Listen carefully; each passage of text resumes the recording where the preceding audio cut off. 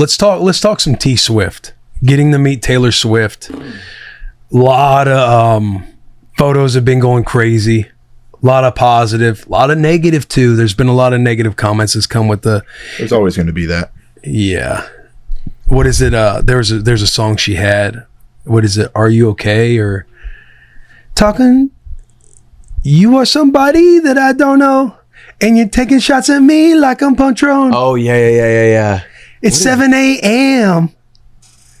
and I'm just like, damn, or something like that. And it's like, you say something. If that's on the street, it's a knockout. If it's in a tweet, that's a cop out. And are you okay? Anyway, it would have been a great. That's like my next. Anytime I see one where somebody trolls the boys, that's gonna have to be the next one. Is just using Taylor Swift lyrics to combat that. But I will say, no matter what people say about Taylor Swift, people say everything. This girl's life is followed and thumbed through like a microscope. The way she handled herself, she was obviously very gracious, very nice to us, super sweet to us. I go in for a handshake, she goes in for a hug, she's hugging everybody, no matter if it was me or Taylor or anybody on the squad. She was super nice to them. But just observing her with like the fans and showing up there whenever fans were able to kind of get to her, the amount of like, that moment was the only moment that would exist, the way she's treating everybody. And I thought that was fucking cool, because this is somebody who, you know, they have her flight tracker. Like, everything she does is not necessarily private. She has to work overtime to try and keep as much privacy in her life as possible. And I feel like she has a fan base that comments on absolutely everything she does. I mean, just from the experience we had with our photo, our little flex photo, and just seeing people like, they feel like they're detectives, like, putting it like, oh my gosh, they took a photo with Donald Trump and she's taking a photo with these guys, and why aren't they vetting everybody? And then you got her fans that are battling, what do you expect her to do? Do you expect them to go through everybody's background checks and do this and that? And it is insane how rabid this fan base is, and to operate the way she does, I legitimately think she's like it's nothing but class.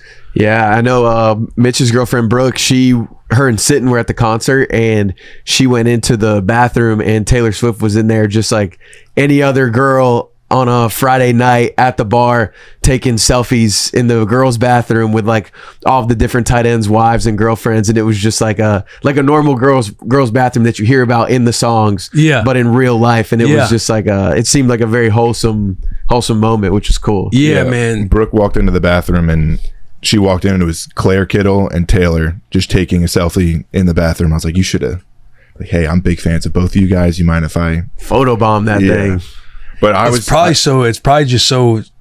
it's weird. I mean, you're like starstruck seeing Taylor Swift in person. That's what I was saying too. It's like, man, she looks super normal. Like, do I ask if I want to get in a photo? Like, Taylor Swift's out there photobombing pictures.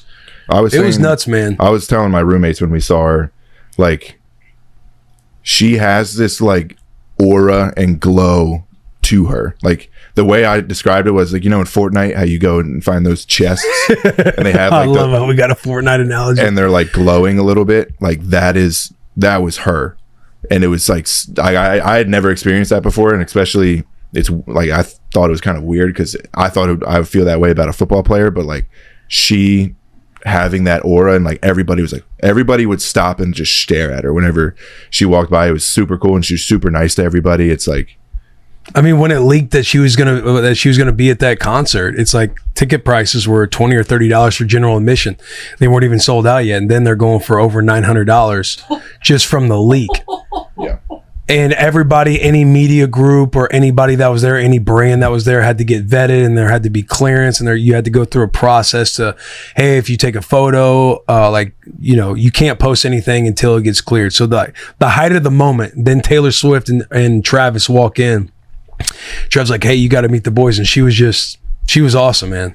She was cool. The fact that she played that song, I think, tells you everything you need to know about her. She could demand $5 million for that type of performance. To play one song, I think she could get $5 million.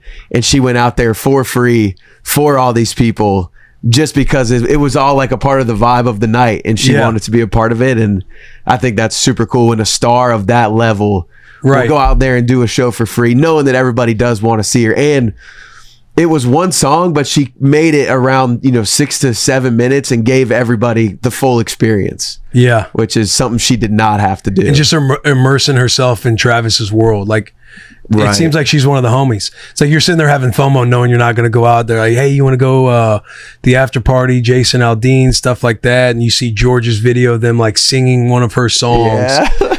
And yeah, dude, it's fucking cool. Even the next day when I was in Boston for Dozen Trivia, and there was like women, they're wanting to get photos, and all they're wanting to do is like ask about Taylor Swift. And they're like, did you hug her? Did you shake her hand? Which hand did you shake with? Can I shake your hand? And they're just, it's crazy, dude. It is nuts, the fan base that she has. Yeah.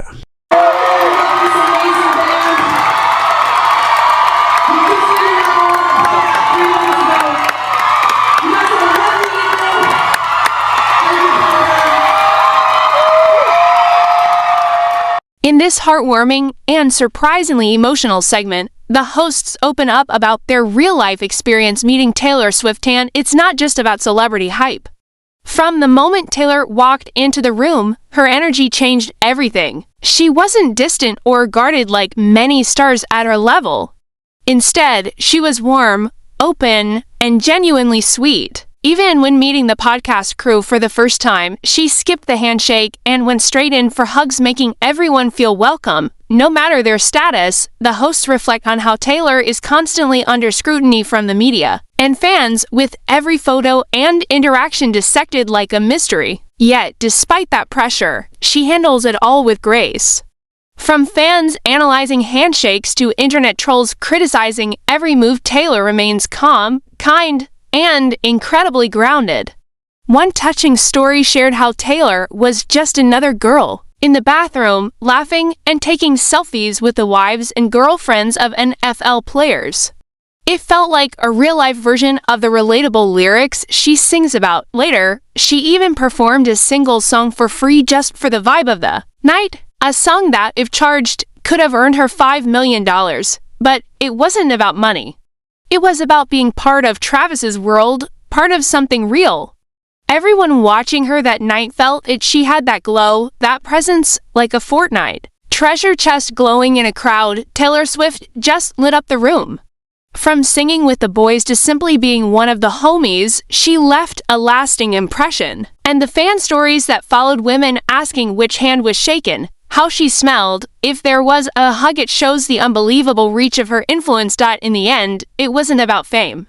It was about feeling seen, respected, and included.